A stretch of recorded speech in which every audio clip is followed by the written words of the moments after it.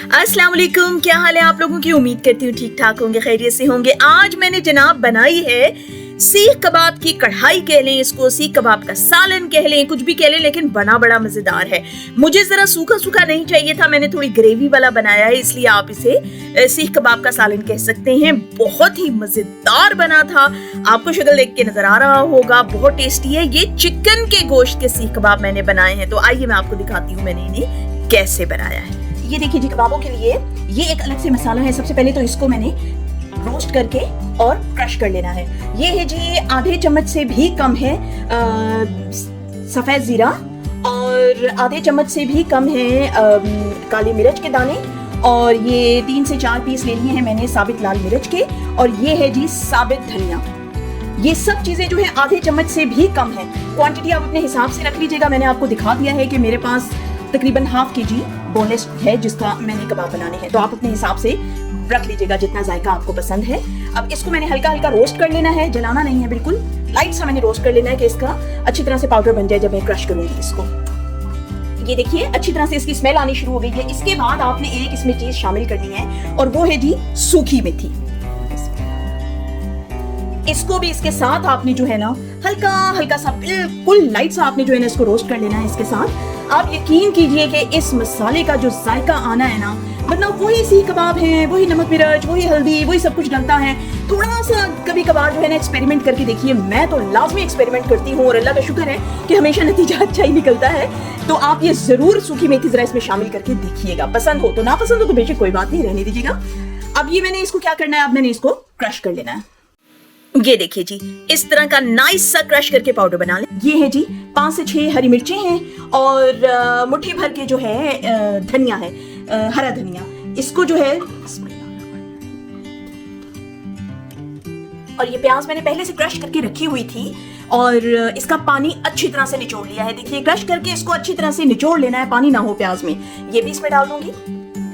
अब इसको जरा मिक्स करके अच्छी तरह से क्रश कर लें चिकन पीसने से पहले। बस इतना ही करना है। ये देखिए ये क्रश कर लिया है इस तरह से, बिल्कुल सूखा सूखा, इसमें कोई पानी नहीं है। अब इसके बाद जो है इसके अंदर ये बोनलेस चिकन जाएगा, ये तकरीबन ½ kg। ये देखिए इसमें बिल्कुल पानी नहीं है। इसको मैंने 3-4 घंटे पहले जो है ना छाननी में डाल के रख दिया था ताकि अच्छी तरह सारा पानी इसका निकल जाए। अब इसको जो है इसमें मिक्स करूंगी।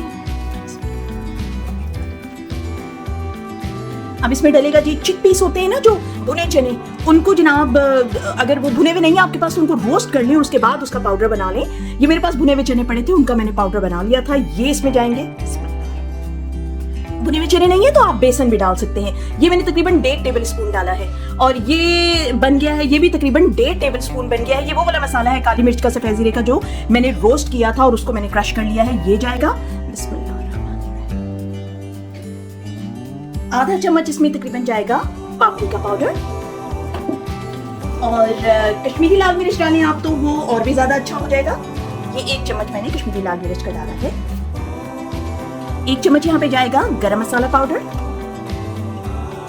1 टेबल स्पून इसमें डलेगा जिंजर गार्लिक और टर्मरिक का हल्दी का पेस्ट। ये जितना भी है ना इस तरह की गीली चीजें, ये सारी निचोड़ के अच्छी तरह डालिएगा। बिल्कुल भी पानी ना हो। अदरक लहसुन में भी जिस तरह प्याज मैंने डाली, किसी भी चीज में पानी ना हो, और चिकन भी अच्छी तरह से पानी निकाला हुआ हो। बस अब इसको जो है पीस लेना है।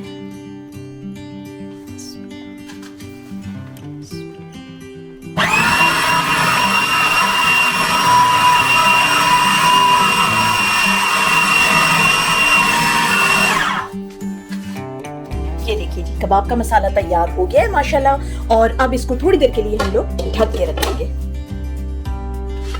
ये देखिए जी, इसको तकरीबन मैंने आधे घंटे के लिए रख दिया था। अब जो है मैं इसके कबाब बना लूंगी। थोड़ा सा हाथ में जो है ऑयल लगा लें, और ऑयल लगाने से जरा आसानी से बन जाते हैं। अब इसके मैं कबाब बनाऊंगी।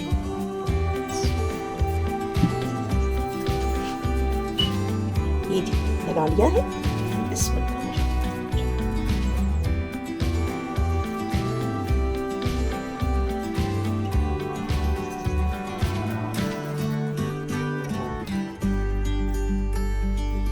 ये देखिए जी, ये कबाब मीडियम साइज के ये मैंने बना लिए हैं। अब ये मैं सारे बना लूंगी इंशाल्लाह। ये देखिए जी, कबाब सारे तैयार हो गए हैं माशाल्लाह। जब भी आप चिकन के कीमे की जो है ना, हमेशा चिकन का कीमा जब आप पीसते हैं ना मसाले के साथ, तो वो स्टिकी हो जाते हैं हर हालत में। तो आप हमेशा जो है ना ऑयल जो है वो हाथों में लगा के तब ये कबाब बनाएं तो बिल्कुल शानदार बनेंगे।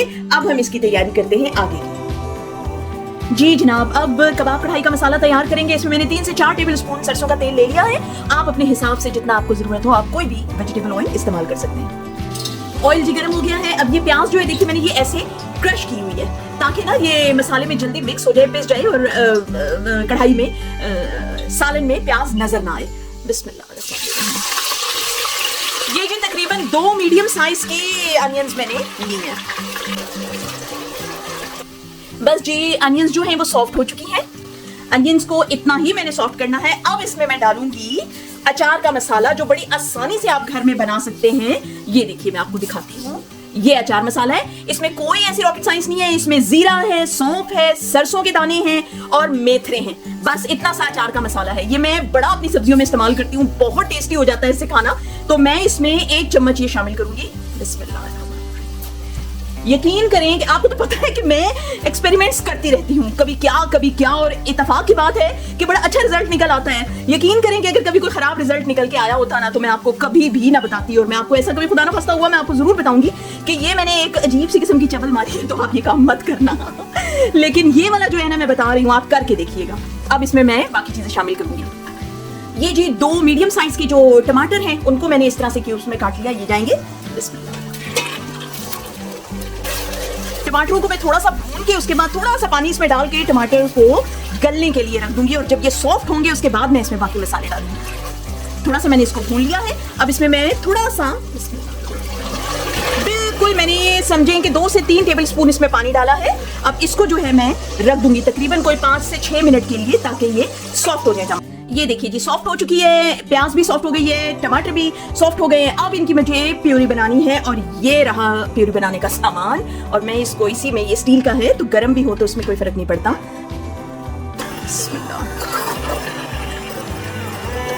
ये देखिए जी प्यूरी बन गई इसकी। अब इसमें मैं डालूंगी अदरक लहसुन का पेस्ट और हल्दी। ये मैंने डाला है जी 1.5 चम्मच। बस इसके साथ मिक्स करके मैं इसको और भूनूंगी तकरीबन 5 मिनट। जी मसाला काफी हद तक भुन गया है। अब इसमें जाएंगे जी हमारे सूखे मसाले।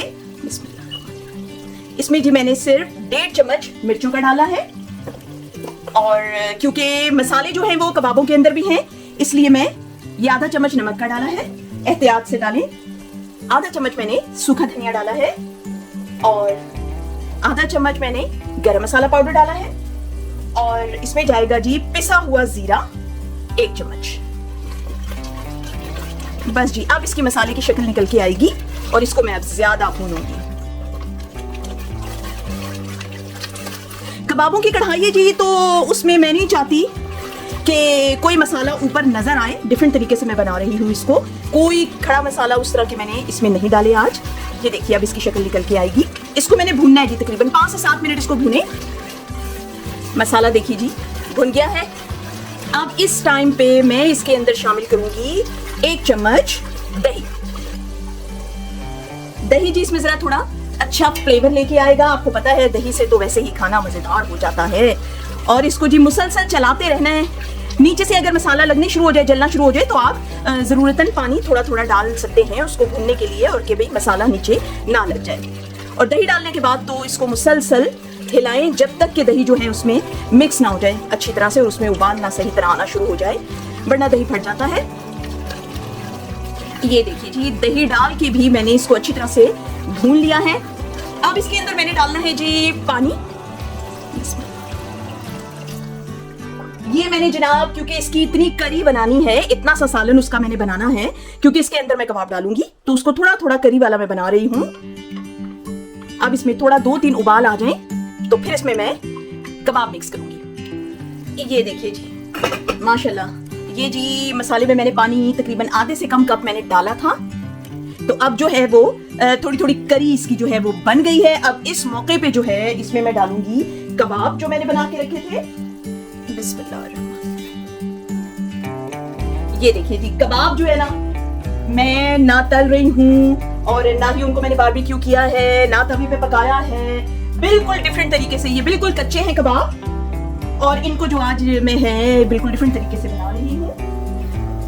अब जी मैं इनको हिला नहीं रही, बिल्कुल भी इनको मैं हिला नहीं रही, और इसको मैंने थोड़ी मीडियम फ्लेम करके ना इसको मैंने ढक के रख देना है ताकि कबाब जो है वो मजबूत हो जाए, अपनी शक्ल बरकरार रखें, टूटने वाले ना हो। अभी मैंने हिलाया तो टूटने शुरू कर देंगे। जब ये अच्छी 5 मिनट अच्छी अपनी शक्ल मजबूत कर लेंगे ना तो उसके बाद मैं इनको हिलाऊंगी। ये देखिए जी, ये देखिए जी शक्ल अब कबाबों की, ये देखिए है ना डिफरेंट कबाब की कढ़ाई है।